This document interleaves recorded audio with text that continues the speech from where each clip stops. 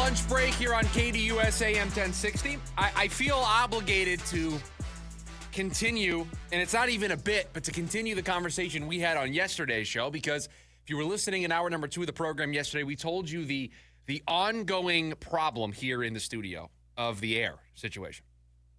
And I was told it was being worked on, and as the day progressed yesterday after we got out of here, I learned that the rest of the building is like an icebox. And it is right now currently isolated to our studios.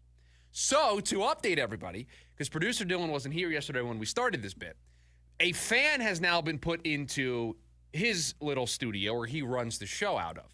And during the breaks, I've got the ring light in here, I've got the overhead lights, the TV's on, the door's closed. It gets a little toasty in here. So the moment I'm done with the segment, I'm out of here. I got to cool down. And in the break, producer Dylan was like, well, you can just take the fan. And I'm like, I could. Then there's just going to be a big, giant industrial fan blowing in the back of the segments. We can't do that. So we are pushing through, but I do want to let everybody know that we are basically at the same spot we were yesterday. So it is an ongoing process, and I haven't learned my lesson because if you're watching on the YouTube, I still have a hoodie on. The problem is the moment I step into the hallway, it's an icebox. So we got to find a nice balance here. Maybe we'll try to find it over the course of the 2 hours here on the program. The Suns in action tonight. They're going to finish up their 4-game road trip. From the beginning, from the outset of this 4-game road trip, we've had one simple request. 2-2, win against Dallas, steal a game someplace else.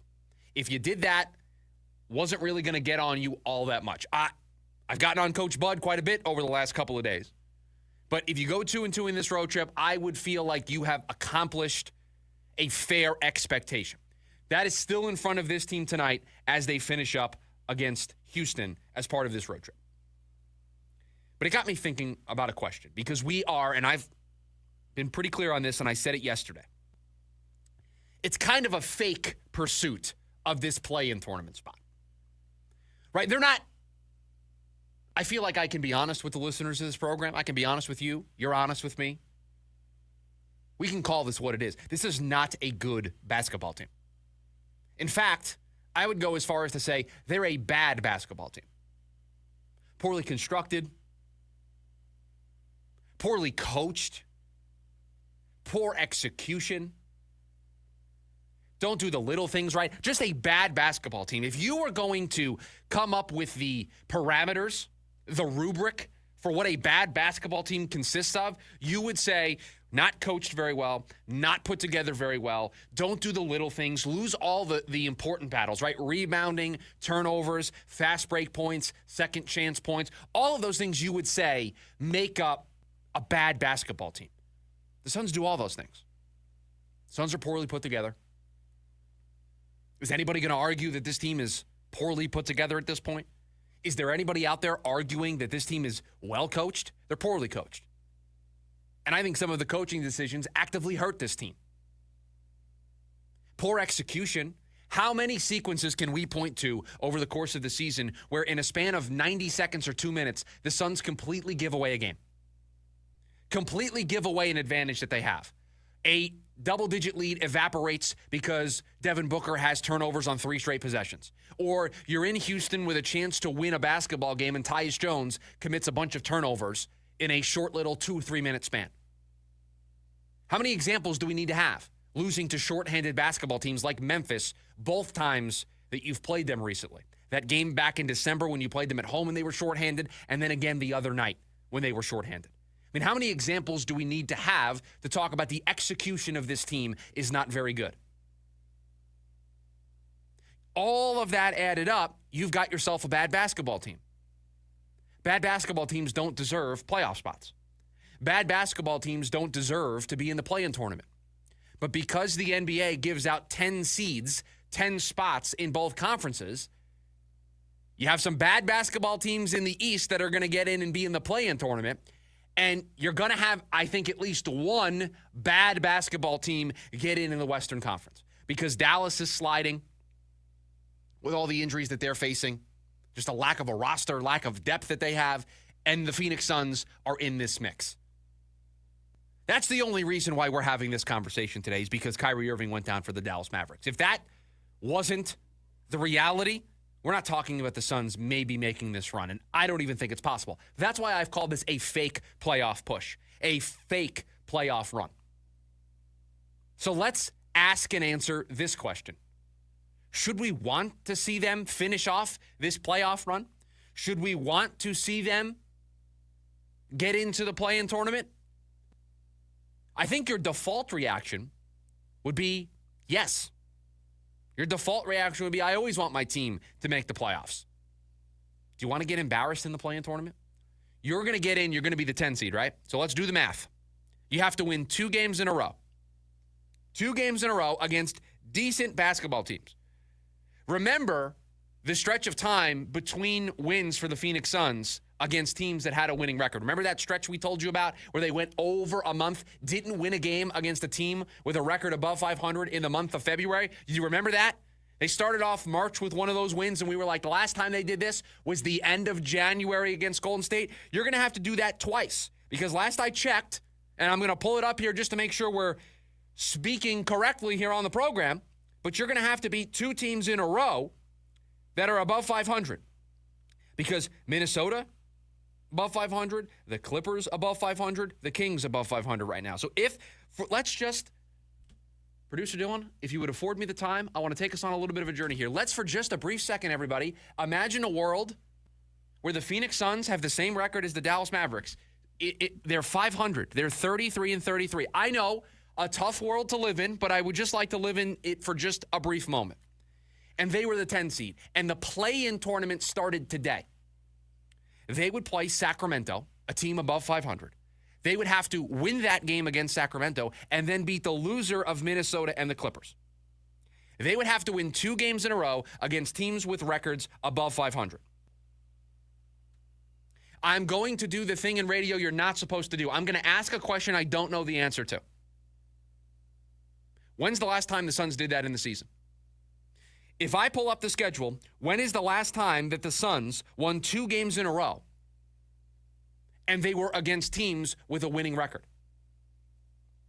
Because their last winning streak was in January when they won 3 in a row against Brooklyn, Washington, and the Clippers. So that doesn't apply. They had a 2-game winning streak when they played Washington and Detroit. That doesn't apply. A 3-game winning streak, Atlanta, Utah, Charlotte. That doesn't apply. Utah and Portland in December. That doesn't apply.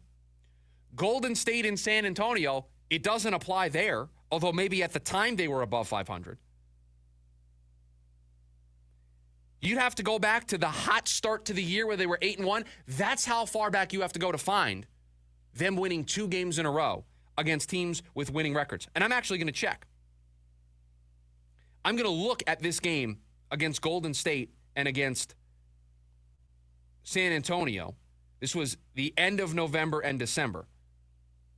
The Suns were 11-8 after winning that game. Golden State was 12-7. Okay, so we beat a team with a winning record, and then we played San Antonio the following game. Was San Antonio at that time a team with a 500 record? Everybody's favorite game. I asked a question that I don't know the answer to on the air. They were 11-10. You have to go all the way back to November 30th and December 3rd. It is March 12th. That's how far back you have to go in the schedule to find a stretch where the Suns won 2 games in a row, back-to-back, against teams that when they played them had winning records. That's what this team would have to do once they get into the play-in tournament to get into the playoffs. That's not going to happen. Hasn't happened since November 30th and December 3rd. You think this team is going to do that now? Do you think this team is not going to get embarrassed on national TV when they play the Kings? Or if they win that game and then play the loser of the Clippers and the Timberwolves? Embarrassment will be coming. So why would you want to see this team get into the play-in tournament? There is one reason why you would want this. There is one reason why you would accept the embarrassment that would take. I just laid it out to you. They would have to do something they haven't done since December 3rd. But you want to get into the play-in tournament to avoid one thing. You want to take that pick that's going to Houston, and you want to make sure it doesn't have any ping pong balls bouncing around when the draft lottery happens. you want to avoid being one of those teams. Because as of right now, let's see what the odds are. I haven't looked at this today. Right now, Phoenix has the 12th best odds. 7.1% chance of having a top 4 pick, a 1.5% chance of having the number 1 pick. You want that pick to avoid being in the lottery. You want to be one of those teams that doesn't have the ping pong balls. That's the reason why you want to get into the play-in tournament. You want to get into the play-in tournament to potentially remove the ability for you to have ping pong balls in the draft lottery. That's it. You're not going to make noise in the playoffs. You're 5 games below 500. You're not going to make noise once you get in there against Oklahoma City, because that's who you're probably going to draw in the first round as the 8th seed. You're making noise against Oklahoma City? Are you? You want to get into the play-in tournament. You want to potentially sneak into the playoffs to do one thing and one thing only. You want to avoid your pick going to Houston and have their ping pong balls be attached to it. That's it. That's the only thing you're trying to do. And you would accept the embarrassment that might come with getting swept or just getting blown out in every game you play. You would rather take that on to avoid those ping pong balls bouncing in a way. And we'll do it. I haven't done it today. I'll sim the lottery.